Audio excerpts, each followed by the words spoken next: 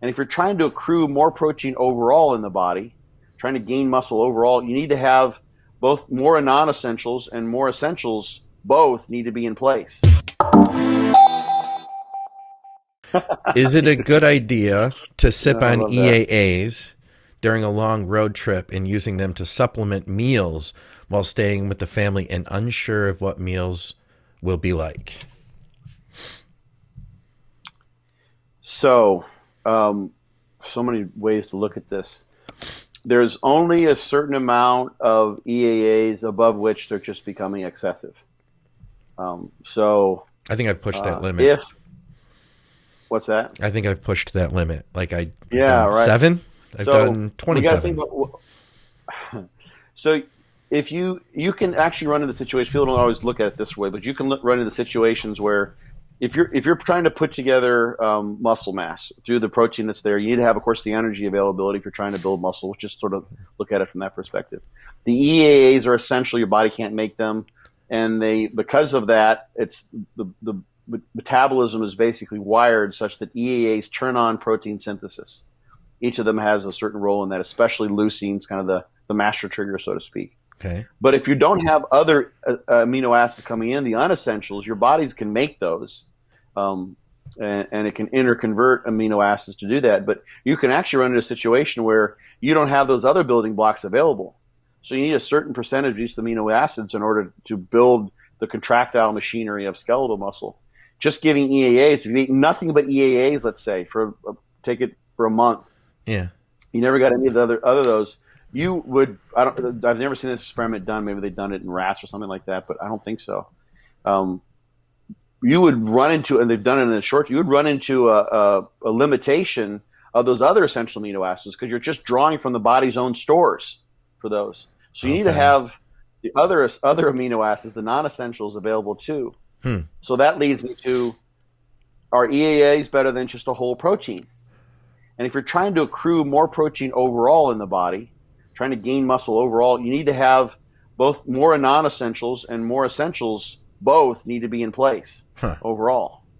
So if you take in, X amount of essential amino acids, and that pretty much maximizes your stimulus for turning on protein synthesis, taking in more won't amplify that. There's only so high it can go, and there can be an impact of kind of refractory reduction in amino acid stimulation of protein synthesis, which is a topic we'll leave be for now. But you need to get more protein overall, or have at least enough protein overall. So then it comes down to, let's look at this price-wise and practically speaking. If you just buy a high-quality like whey isolate and look at the fraction of that whole protein that is essential amino acids and compare that to the cost of essential amino acids, they're about the same. Yeah. It's not cheaper to take in EAAs. Look on True Nutrition, you can find it there. The EAAs are like $20 a pound, and the whey isolates maybe 12 or something like that. Okay. Something like that. I can't remember the exact numbers. You basically get, if you just buy the same amount, or you buy it's basically twice the amount, about 50% roughly of whey is going to be essential amino acids. You're getting for the same cost just as many essential amino acids if you buy those as whole whey isolate. Yeah. But you're also getting the non-essentials too, which you need in the long haul anyway. Yeah. So essentials in of themselves aren't, if you're taking in good amounts of protein, aren't going to do much. Now, if you have just like a small, like 6-gram essential amino acid dose, will turn on protein synthesis acutely, but eventually that's not going to happen if you don't have the non-essentials coming in. So people have taken kind of some of this acute data about essentials and the role that they play, saying that they have some sort of a magical effect. Whereas, you need to have the non-essentials too coming in overall over the long haul. What you do acutely isn't very predictive in terms of protein synthesis, isn't predictive of what happens in the long haul necessarily at all. Yeah. Which is a kind of a fallacy that has come about in some of the research studies, which are valuable, is to say, like, what we see over a single year dose of essential amino acids is necessarily predictive. Yeah. It is in some cases. Higher quality proteins will have a better effect on protein synthesis and have a greater effect. There's a couple studies I'm thinking of on overall muscle gains. But so my bottom line answer to this question is, sipping on whole protein would be a better choice, because you're getting the whole protein in there. If you just took in, let's say, 100 grams of essential amino acids during the day and no other amino acid sources versus 200 grams of whole protein, I could almost guarantee that you're going to have a better overall positive protein balance, assuming you're eating enough from taking in the whey isolate and getting 100 grams of essential amino acids and the other rest of the protein from non-essentials.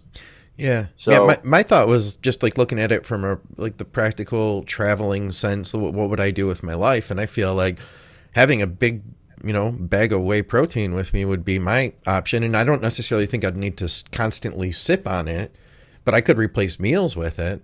And then, you might not know what your meals are going to be, but when you've done it for a while, when you've lived the bodybuilding lifestyle for a while, you can find a grocery store. Here we have Meijer grocery stores, and you'll find one on right off the freeway. And if I go in there, they're going to have some type of like a grilled chicken breast. So it's like there are going to be options. And if I have my whey protein with me, I know that like, okay, it's been a couple hours, I need to eat. Well, boom, I'll throw back a shake. But I don't think you need to like sip on it constantly to make sure that your amino acids are constantly, going in and your muscles are coursing.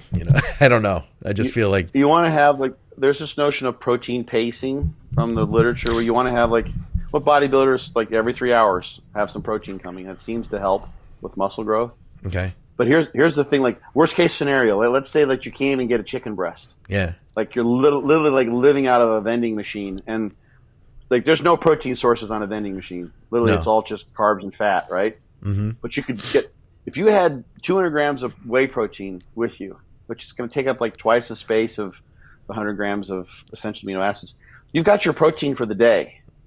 Now you might end up with some gas and some issues if that's all you eat. Hopefully, it won't be that bad. Then you just get carbs. Yeah. You can find carbs and fat easily. Yeah. Almost anywhere, and you're good to go. Like literally, that's like almost absolute uncertainty, of being able to get your meals in. Yeah. So that's the thing. Overall, like it's sort of a hypothetical question, because where there's a will, there's a way. And like what you said with your example, you can find a chicken breast someplace. You can go to like, I haven't done this in a long while, but I think like a lot, like Wendy's maybe. There's lots of places that have like just chicken breast sandwiches. Maybe Burger King, I think, has a chicken breast sandwich. Now, whether it's real chicken or parts chicken, I don't know. Yeah. But you can just get like, a chicken breast sandwich is just a bun and like it's some mustard on there, and you just eat the chicken breast if you want. They're like 99 cents, and you've got the protein source. So you can make things happen living on the road. Be creative. When you don't have any choice. Yeah. Or you just, so many things you can do. Pack, freeze a bunch of meat, cook 5 pounds of meat. Yeah. Freeze it. Freeze it a few days in advance too. So it's like really frozen, Totally frozen. And then that'll thaw out and you can use that for 2 or 3 days.